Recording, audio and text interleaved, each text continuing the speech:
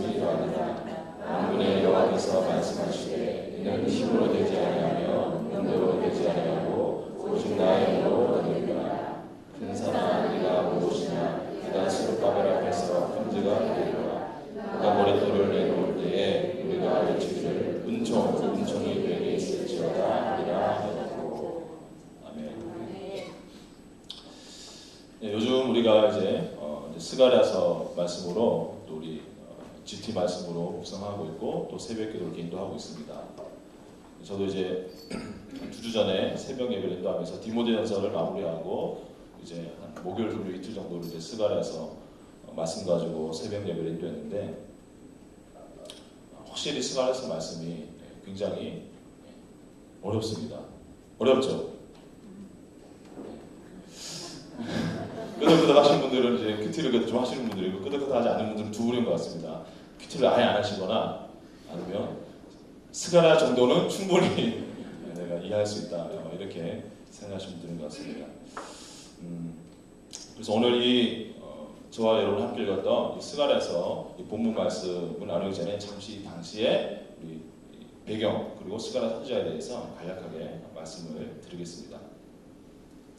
스가랴 선지자는 지금으로부터 2530년 전 그쯤에 왕성하게 활동했던 선지자였습니다.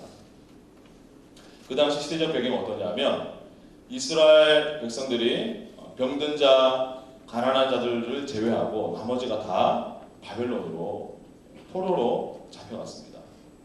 거기서 이제 포로 생활을 하다가 그들이 이제 70년 만에 그 포로에서 해방되는 그 일을 경험하게 되는데 그 해방될 수 있었던 그 이유가 바로 그 당시에 페르시아 제국의 고레스 왕이 바벨론을 정복하면서 자연스럽게 이 이스라엘 백성들이 다시 고국으로 70년 만에 돌아올 수 있게 되었습니다. 자, 하나님의 백성이었던 이스라엘 백성들이 고국으로 돌아오자마자 가장 먼저 했던 것이 무슨 일이었을까요? 맞습니다.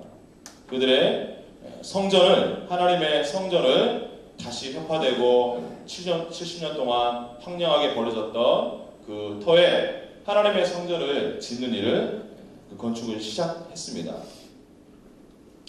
또 하나님께서 역사하셔서 고레스 왕을 통해서 그러한 성전 건축에 대한 허락도 받았고 또 좋은 명분도 있었고 무엇보다 또 건축에 필요한 그런 재료들도 그들이 공급받게 되었습니다. 그런데 이러한 모든 조건에도 불구하고 그들은 크나큰 방해 앞에 그 일이 진행되지 못하고 성전 기초만 쌓아놓은 채로 그 공사를 중단할 수밖에 없었습니다.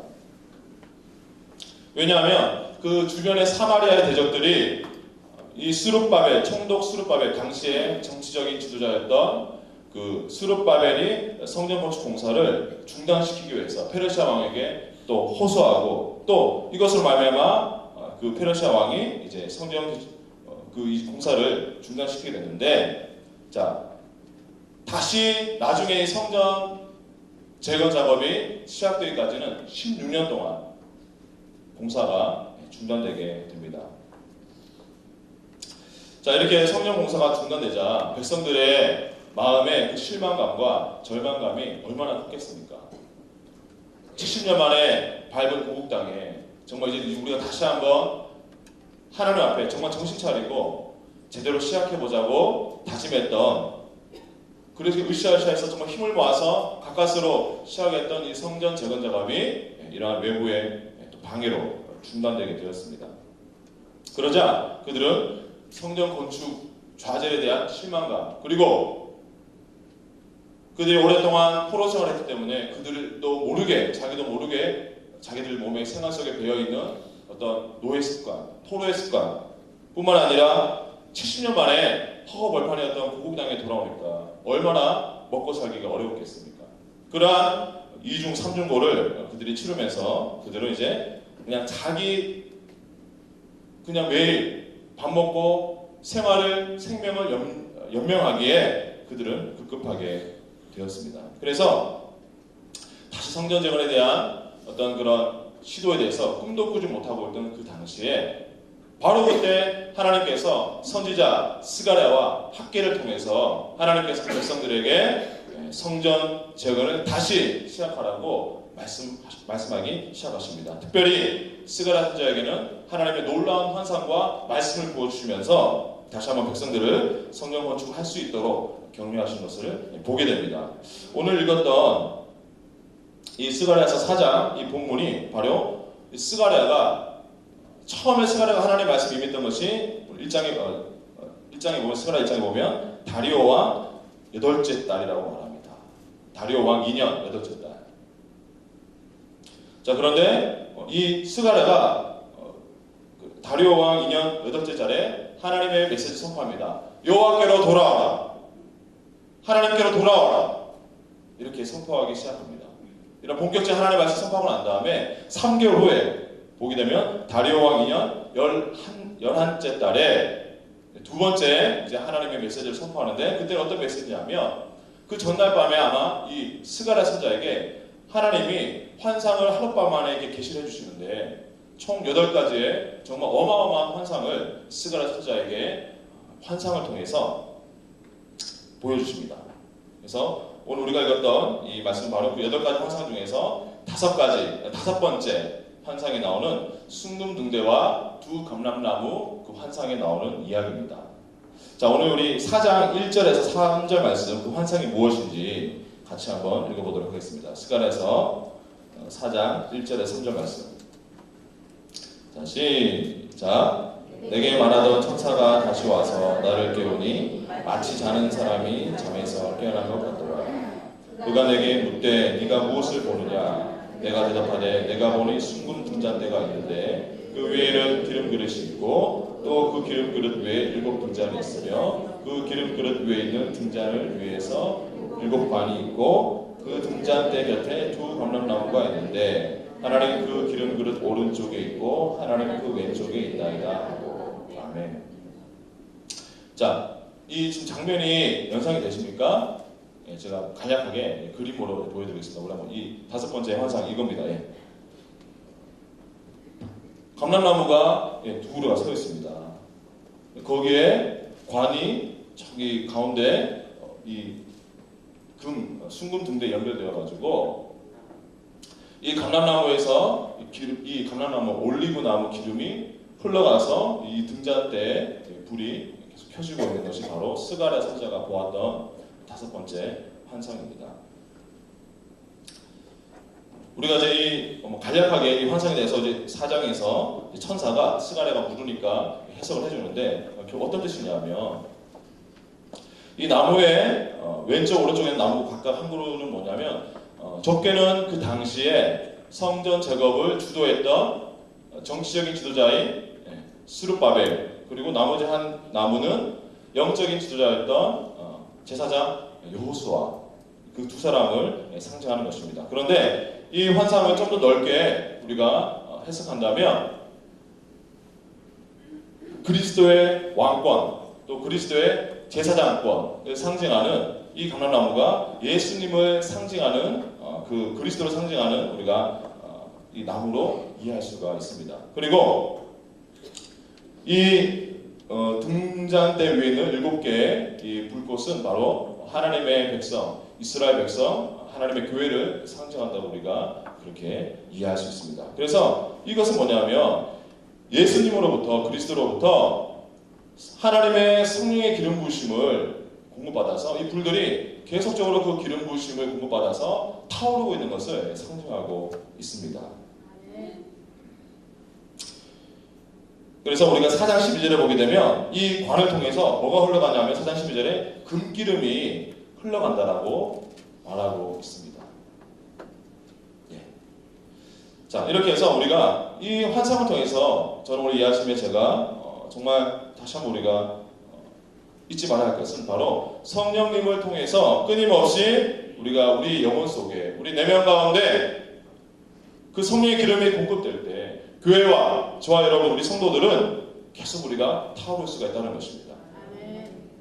스가랴 선지자가 천사에게 이 환상이 무슨 뜻입니까? 라고 물으니까 천사가 말하기를 5절에 네가 정녕 이게 무슨 의미인지 모르느냐? 라고 반문하면서 이어서 천사가 전한 말씀이 바로 오늘 저와 여러분들이 읽었던 스가랴서 6장 7절 말씀입니다. 4장 6절에서 7절 말씀. 만군의 여호와께서 말씀하시되 이는 힘으로 되지 아니하며 능력으로 되지 아니하고 오직 나의 영으로 되느니라. 큰 산아 네가 무엇이냐? 네가 스룹바벨 앞에서 평지가 되리라. 결국 이 말이 무슨 뜻입니까? 이 환상이 무엇을 의미합니까? 성전을 재건하는 그 모든 일은 빵빵한 돈으로 되는 것이 아니고 이 세상에 보이는 물질로 되는 것이 아니라 오직 그것은 성령의 능력으로 완성될 수 있다는 하나님의 메시지인 것입니다. 처음 무역적으로 시작되었던 성전 재건 프로젝트가 페르시아 왕의 아닥사스다 왕의 반대로 그리고 극심한 그 생활고와 이웃 부족들의 위협과 공격에서 그런 3중 4중의 엄청난 장애와 문제 앞에서 완전히 중단되었었습니다. 자, 이렇게 성전 재건을 가로막고 있는 이 불가능의 장애물들, 이 산들을 무엇으로 해결할 수가 있겠습니까? 그것은 바로 성령의 역사로서만 해결될 수 있다는 말입니다. 어떻게 해요? 스가랴서 4장 14절에 보게 되면 이 나무에 대해 설명할 때 나무 중에 한 나무인 스룹바벨에 대해서 말할 때 이렇게 말합니다. 그가 바로 기름 부음 받은 자다. 성령으로 기름 부음 받았던 총독 스룹바벨은 하나님께 오직 성령 안에서 기도하면서 이 일들을 추진했습니다. 그가 계속적으로 기도하고 포기하지 않고 성령 안에서 간구했을 때 어떤 일이 벌어졌습니까? 하나님께서 페르시아의 왕을 바꿔버렸습니다. 다리오 왕으로 새롭게 왕이 즉위되면서 점점 이제 성전을 재건할 수 있는 환경들이 열리기 시작합니다. 성전 재건에 필요한 자원들이 공급되기 시작하고 그 대적들이 그 왕의 명령 앞에 잠잠해지게 되었습니다. 자, 이렇게 16년간 중지되었던 성전 재건 사업이 이제 다시 이렇게 성령의 역사하심으로 시작되는데 성령께서 역사하시니까 불과 4년 만에 성전 재건 작업은 온전하게 완성되었습니다. 바로 성령께서 임하시고 역사하셨을 때 모두 막혔던 일들이 풀어지게 된 것입니다. 스가랴 선지자는 7절에서 큰 산아 네가 무엇이냐? 네가 스룹바벨 앞에서 평지가 되리라. 그가 머릿돌을 내놓을 때에 우리가 외치기를 은총이 그에게 있을지어다 하리라. 이렇게 말씀하고 있습니다. 여러분, 이게 지금 무슨 장면입니까? 성전은 재건을 이제 다 했습니다. 마지막에 맨 꼭대기에 머릿돌을 하나만 얹으면 그들이 그렇게 수고했고 기도했던 성전 재건 작업이 완성되기 일보 직전입니다. 스룹바벨이 마지막 그 머릿돌을 딱 화랑 종전과 같이 찍으니까 그것을 목도했던 백성들이 뭐라 그러냐면 우리가 외치기를 은총이 스룹바벨에게 있을지어다. 이것은 하나님의 은혜입니다. 이렇게 고백합니다. 여러분, 이 스룹바벨이 왜 하나님의 은총 가운데 있었을까요? 그것은 바로 오늘 우리 읽었던 말씀 가운데 이 스룹바벨은 오직 나의 영으로, 오직 하나님의 영으로, 오직 성령으로 이 모든 일들을 진행했기 때문입니다. 이제 우리가 6월달 본격적으로 여름이 시작됐는데 저는 이 아침에 하나님께서 저와 여러분에게 하나님께서 이 말씀으로 우리에게 이 여름을 다시 한번 성령 충만함으로 준비하라고 말씀하시는 줄 믿습니다. 오직 성령으로 우리는 우리의 참 감람나무이신 예수님으로부터 성령의 기름 부으심 우리가 공급받지 않으면 우리 안에는 성령의 불이 지속될 수가 없습니다. 누가복음 12장 49절에 예수님 뭐라고 말씀하십니까? 내가 불을 땅에 던지러 왔노니 이 불이 이미 붙었으면 내가 무엇을 원하리요? 예수님은 우리 안에 성령의 불이 붙기만 하면 더 이상 원할 것이 없다라고 말씀하고 있습니다. 우리의 정체성은 바로 여기에 있습니다. 성령의 파이어, 성령의 불이 꺼져 있느냐, 켜져 있느냐, 그것이 바로 저와 여러분의 정체성을 결정합니다. 우리 안에 성령의 불이 꺼지지 않고 지속적으로 타오를 때 우리는 하나님의 사명을 향해서 하나님의 능력 가운데서 정진해 나갈 수가 있습니다. 오직 우리가 예수 그리스도께 연결되어서 성령의 기름 부으심이 날마다 우리 안에 공급될 때 우리는 비로소 가장 나다운, 가장 크리스천다운 그런 삶을 우리가 살 수 있는 것입니다. 우리 안에 이 성령으로 말미암아 하나님의 임재로 충만할 때 비로소 우리는 이 세상을 이길 수 있고 승리할 수가 있습니다. 구약의 스가랴서에서만 오직 나의 영으로, 오직 하나님의 영으로 라고 말씀하고 있는 것이 아닙니다. 여러분, 가장 유명한 신약 성경 어디에서 말씀하고 있죠? 사도행전 1장 8절 뭐라고 말씀하고 있습니까? 오직 성령이 임하시면 너희가 권능을 받고 예루살렘과 온 유대와 사마리아와 땅까지 이르러 내 증인이 되리라 하시니라.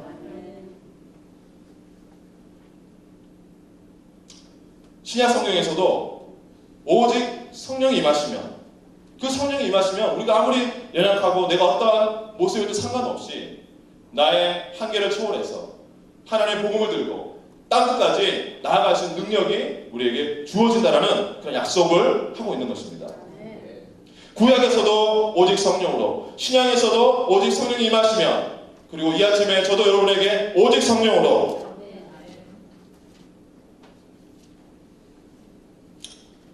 우리 교회가 여러분들 계속적으로 기회만 있으면 우리 G2를 통해서 큐티할 수 있도록 또 교육하고 또 권면하고 안내하고 있고, 또 우리가 금요 기도 모임, 또 새벽 기도, 또는 우리 각자의 삶의 자리에서 우리가 기도를 강조하고 있는 이유가 바로 그것을 통해서 이 성령의 기름 부으심, 그 금기름이 우리 안에 공급되어지기 때문입니다.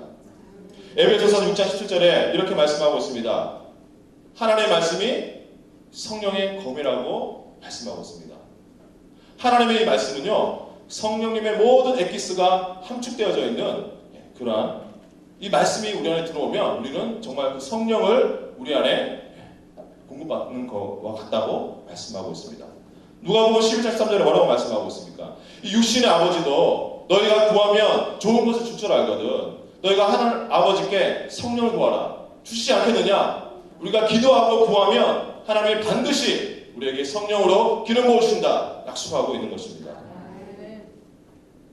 그래서 저는 개인적으로 제가 속한 공동체, 목회 철학은 그 공동체에 있는 성도님들이 말씀과 기도를 통해서 성령의 기름 부으심을 그들이 공급받을 수 있는 그러한 통로, 자신만의 통로를 구축하고 갖게 하는 것, 그것이 저의 가장 본질적인 목회 철학입니다. 여러분, 오늘 아까 함께 제가 보여드렸던 이 스가랴 선지자가 보았던 5번째 환상의 그림을 여러분 평생 여러분들의 마음판에, 여러분들 생각 속에 새기고 잊지 마시고 늘 기억하면서 살아가시기를 바랍니다. 우리가 이 그 환상의 그림처럼 한쪽 가지를 예수님께 말씀의 가지, 또 한쪽 가지는 기도의 가지로 예수님께 꼽고 우리가 성령의 그 기름 부으심으로 우리의 영혼이 정말 만땅으로 충만하게 주유가 되어 있으면, 늘 성령으로 채워져 있으면 우리는 이렇게 선포할 수가 있습니다. 큰 사람, 네가 무엇이냐? 내 앞에서 평지가 될지어다. 오직 우리가 성령으로 충만할 때 우리는 그 어떤 유혹과 장애와 불가능해 보이는 문제들을 우리가 돌파할 수 있고, 또 우리 앞에 묶여져 있는 모든 것들을 우리가 풀어낼 수가 있는 것입니다. 여러분들 앞에는 어떠한 사람들이 버티고 있습니까? 자녀의 문제일 수도 있고, 또 사업의 문제일 수도 있고, 여러분 내면의 신앙의 문제일 수도 있고, 다양한 산들이 우리 앞에 있을 것입니다. 그 산을 통과하는 방법은 저와 여러분의 그 힘으로 억지로 그 산을 기어오르는 것도 아니고, 우리가 내 능력으로 몸부림치면서 불안해하면서 동분서주하는 것도 아닙니다.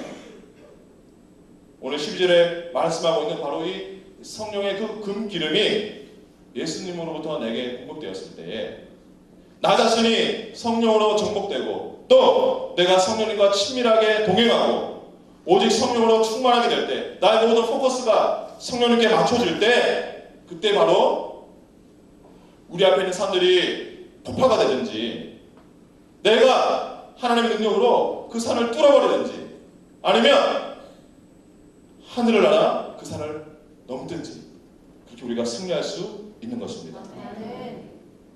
저는 여러분이 이 아침에 오늘 여름을 시작하면서 다시 한번 우리 하나님 앞에 하나님, 내가 지금까지 또 내 힘으로 내 능력으로 하려고 몸부림쳤던 것을 내려놓고 나의 친구 되신 예수님께 말씀과 또 기도의 그 가지를 뻗어서 주님께 의탁하여서 다시 한번 성령님께 내 자신을 맡기고 그 능력으로 하루하루 나의 가정과 나의 사업장에서 또 나의 신앙생활에서 승리하기를 결단하겠습니다. 이런 결단이 오늘 여러분 모두에게 있기를 주의 이름으로 축원합니다.